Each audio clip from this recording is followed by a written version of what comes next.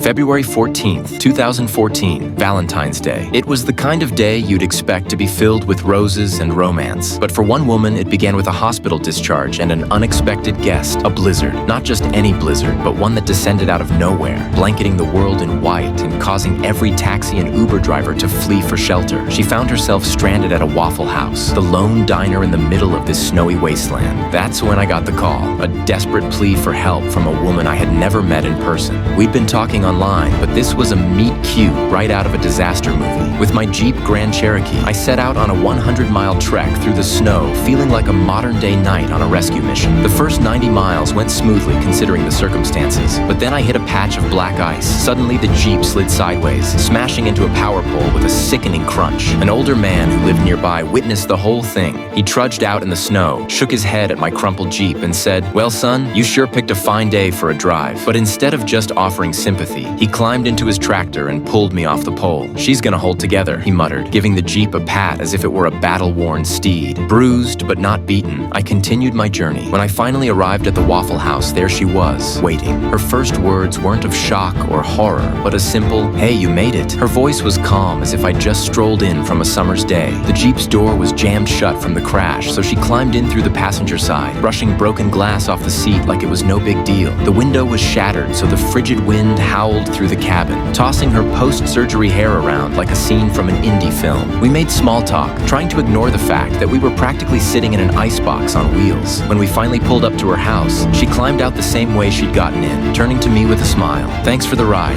You're something else, you know that?" She closed the door, and I drove off into the night, unaware that the Jeep's frame was bent beyond repair, making the vehicle a ticking time bomb. 4 years later, we're still together, now battling through the ups and downs of IVF to bring a daughter into this world. Looking back, it's clear that the blizzard was just the beginning of the crazy ride that would become our life together. For more stories like this, please subscribe and check out my book at the Amazon link in the description.